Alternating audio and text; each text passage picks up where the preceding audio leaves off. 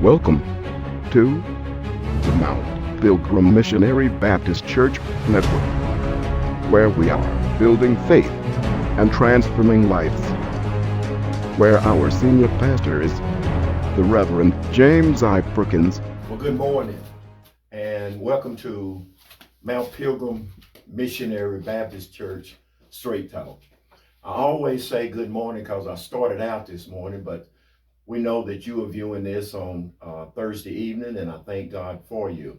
We have a special guest with us this morning, a young man that we all know and we all familiar with. And if you don't know him, by the time we get through with this podcast, you will know Mr. Lionel. I started to say Lionel Richie, but Mr. Lionel Corpening. Mr. Lionel Corpening is with us this morning, and I thank you, Lionel, for taking time out and joining us this early morning. And we tried this one time or two times. One time I know of, and we were at the Freeman Culture Center when you were going to be there and talk to our young people. And unfortunately, we had to compete with football practice, and we were not able to get the young kids there. So I just decided I wasn't going to give up on Lionel, and we booked him for this podcast this Thursday. Lionel, this is going to be on Thursday. But Lionel, trucking business is not in our area a brother's business, so to speak. It seems like that you have just, what I may say, jumped out of the boat into the water. How did the trucking business come into your mind to start, Lionel? Well, first of all, it wasn't in my vision. Okay. First of all, I would have probably much rather tried to do something else, but unfortunately, what's for you is for you. So, Yeah. I've been in the trucking industry since I was 21, 22. Yeah. That's when I started. And, from there, you start off as a driver and, went from a driver to instructing at Caldwell Community College for 10 plus years. Yeah. And just so forth and so on, worked for MDI and all the knowledge that I obtained, it was all along, it was for this, you know. Even though I always said, I wouldn't own trucks, I wouldn't, be a part of that, but I'm here and I love it. But it's the necessary steps that had to be taken in order to understand the business. Right, yeah. And those steps were getting involved with companies where there was trucks and teaching trucking at Caldwell Tech sort of prepared you mentally for this kind of a project. Well, this is not a project, this is a business. Yeah, absolutely. As far as safety, understanding the safety, understanding the compliances for the FMCSA, understanding just business, the background of it, how to deal with people, being a manager, a lot of different things. It taught me throughout the years of being in it until 3 years ago, me starting a company. Okay. You hit on something early, and I pick up on things maybe I shouldn't, but you said I started this, I was about 22 years old. You said that like it's been a lifetime. Lionel, you can't be much older, but I'm giving you your props, bro. but Lionel, have you come up with a name? If I would see a truck on 40 or 321, how would I know that's one of Lionel's products there? Well, just here, Elite Express Lines is the name of my company. Okay. One company. Here I'm gonna be starting up another company. It's actually a dump trucking company. Okay. And purchased my first dump truck and yet to get it working, but we're moving forward to getting that to happen here in the near future, and hopefully within the next couple weeks. And the name of that is Rock Steady Haulin. Rock Steady Haulin, yes. So, okay. So just if you see any of those trucks, you know that it's my company, Rock Steady Haulin and Elite Express Lines. Yeah, we're out of Lenore here. This is where we're based out of. I was going to ask you that. Even though I think you live in Hickory, but the roots or in Lenoir, Yes, sir. even though you went to Caldwell Tech or you taught at Caldwell Tech and you went to MDI, but the roots, everything started in West End. It started And right let's here. just specify that, not just Lenoir, let's specify West End. That's it. Specify again, Stage Street. Absolutely. Straight over. So it all started right here in Lenoir, and I am so thankful to you for that. And of course, we are proud of you for stepping out. Now, the dump truck, Lionel, how I didn't know about that. Now, that's a new one on me. I didn't even have that on my notes, so you threw that in there. But how did the dump truck get, how are you going to drive all of these trucks? I don't, unfortunately, I can't drive them all, right? So we had to employ. So I've got drivers. Right. Yeah. So I've employed drivers to drive these trucks, and currently I will be looking to hire a person to drive the dump truck. Yeah. So just getting into it, I've heard a lot of great things about dump trucks and the construction industry. Absolutely. So especially now, there's a lot of infrastructure going on. So I wanted to kind of tap into that industry to see what it was like. And so, with that being said, I had to go full-fledged and purchase a dump truck and, go in it with 2 feet. Well, there ain't nothing wrong with that. Lionel, how many employees do you currently have to keep Elite Express going? Right now, we currently have 3. 3, okay. Yes, currently have 3, yes. And those guys or gals are full-time, huh? Full-time. And they are on the road constantly. Yes, sir. You just about have to keep those trucks moving. Absolutely. I've heard, Lionel, in the trucking business, that when you take a load, you ought to make sure that you bring in a load, because you don't want an empty truck on the highways. Is that true? Or so you have to work it on both ends, in the beginning and on that end over there. Absolutely.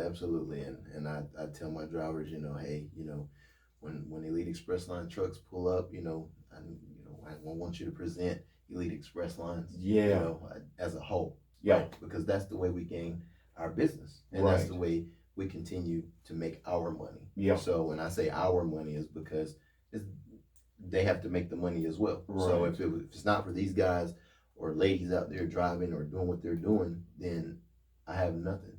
So Right. I'm all about a driver, right? That's good. Because I've been there. So Yeah. if it's not for the drivers, the company doesn't exist. Yeah. I like again what you said. Your drivers represent your company, and all the time, not just sometimes. You got to be selective in who you are hiring, Absolutely. because they got to have that intelligence to know how to speak, and everything. I guess, Lionel, when they pull in or when they get somewhere, it's not always going to be kosher. It's not always going to be agreement. So you got to have somebody there to know how to handle situations, or how to handle when the terminal is not ready or you're late or whatever. Is that correct? That's very true. Very true. On the driver's side and my side as well. Yeah. I would say transportation isn't your typical professional business. If it's a different business. The language is different. Yeah. It's in some aspects of it is very professional, but most of it, you're dealing with, someone that will tell you like it is, or, and unfortunately, I hate it that it's that way, but this is just the industry that I'm in. Right. Yeah. So, so being able to keep calm and being able to understand how to downplay certain situations, learning how to handle certain situations professionally. You absolutely have to have a level head. And all of that come to you through experiencing, through trial and error, or through sometime having to lose your cool, and then later on thinking, man, I shouldn't have said that, man. And there's an old saying that I often repeat. I'm not going to be bit by the same dog twice. That's right. So you're not going to let that situation dictate how you handle another situation. Absolutely. You learn from that. Absolutely. Yeah. And you sometimes, Lionel, have to convey that to your drivers. Do you ever just sit down and have a one-on-one with all of your drivers, find out what they're going through, or how can we make this better, or the loads or whatever. Mhm. Well, like I said prior to, this is a driver first company.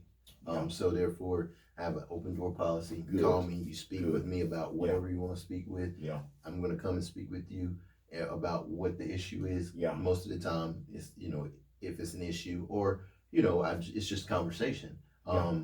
As far as, do you need anything? Is everything going smoothly?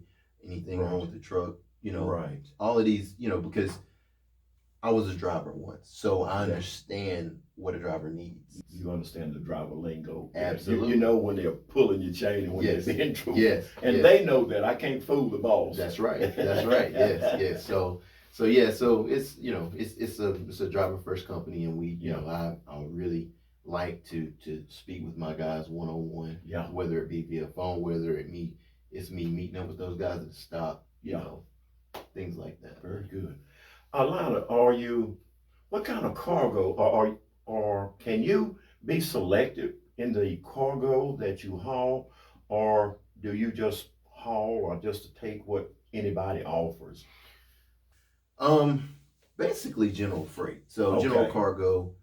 It comes in all forms of fashion. I think now one of my drivers are just unloaded a load of steel. So and then my other driver, he's going to be taking foam today, Yeah. foam to Maryland. So it's a lot of different commodities. Yeah. It's grocery, things of that nature.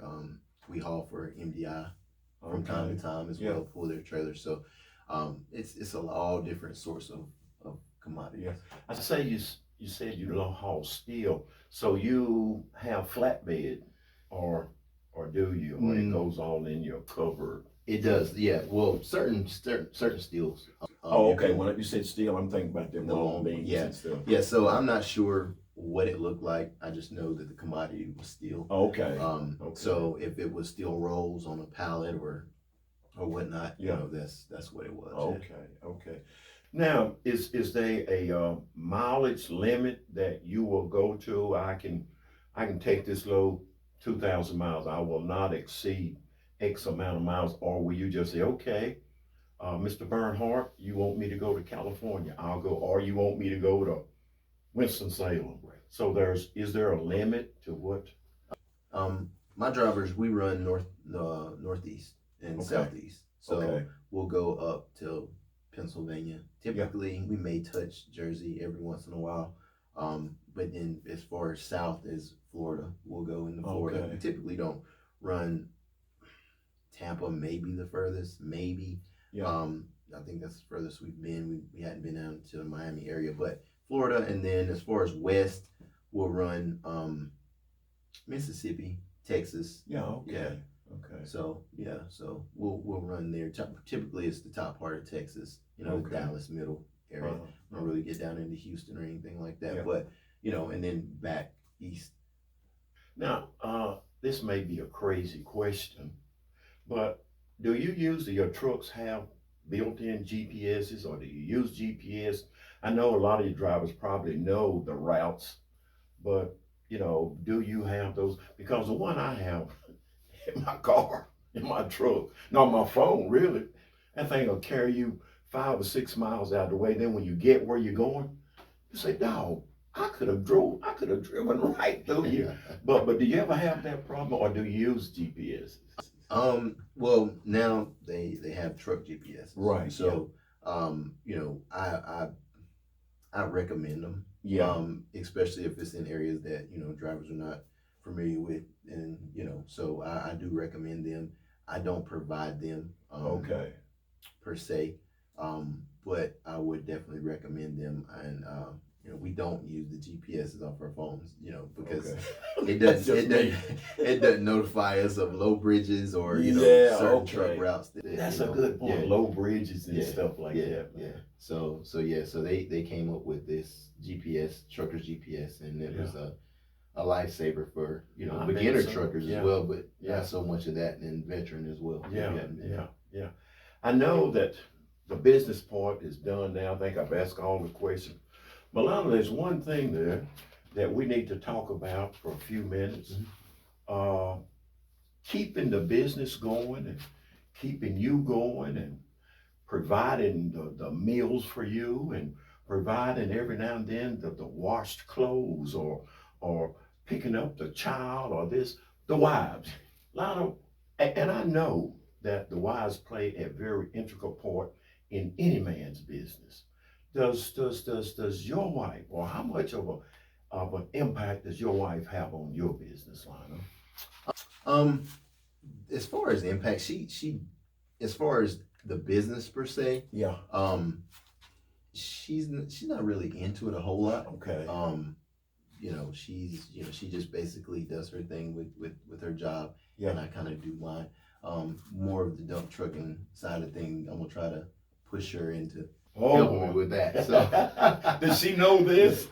Well, we spoke about it, so yeah. But yeah, no, I'm sure if I really needed her, she would jump I'm in sure. and definitely help. But as far as providing, those meals and the wash clothes and all that, yeah, she definitely Doing special this for the kids. Absolutely. You just about need it because your business, you handling all the paperwork and all of the routes and everything. Sometimes it is time consuming, and it's not that you don't want to, but that's what a helpmeet is. Absolutely. And I'm sure that that your wife provides that for you. Yes. Brother, I know that our time is up and I don't want it to end, but in closing, what advice could you give to these young brothers that are contemplating businesses, or maybe Lionel, and I thought about this, you may not can answer this, maybe we can talk about this at another time. A lot of young brothers that have been incarcerated or have gotten themselves in trouble and are trying to dig their way out and seeing it difficult to get a job, not just mostly a good job, but to get a job, but to dig your way out, and you have not been there. I'm not saying that. I'm saying that other brothers. Lionel, what advice could you give to our young brothers in stepping out there and doing what you do and being successful? Well, first of all, you can do anything as long as you put your mind to it. Right.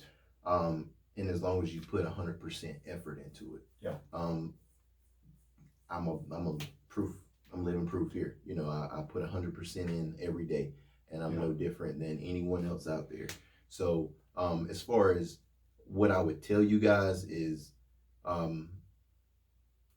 it's not going to be easy. A lot of people think that, now that I'm here, I'm starting on my second business. Oh, well, no one remembers when I was getting up at midnight going to work, driving for another company, and being able to put that work in to get where I'm at now. Right. So you have to put work in to get where where you want to be. Yeah. So also it's not always pretty. It's not always, you don't always, in this industry, you don't always get to be at family functions. You don't always get to do all the things that you want. You don't get the time that you want to work and things. So it's sacrificing, and I'm sure it's like that in every other business as well. But once you realize what you want, go for it. But understand that there's going to be sacrifices that you have to make in order to make it work. Yeah. And I strongly suggest the trucking industry. When it was first approached to me or told to me or asked of me if I was interested in it, I said no. I'm not interested in driving a truck at all. And and they was like, well, you shouldn't knock things that you don't try. And I tried it, and it's gave me this lifestyle that I live today. Right. Yeah. So being able to go and get a trade of some sort here at Caldwell Community College, or they have other options as well. Mm-hmm. I would say getting into a trade of some sort, and learning that trade, because getting into a manufacturer, and this is what I used to tell my students, you come from a factory job.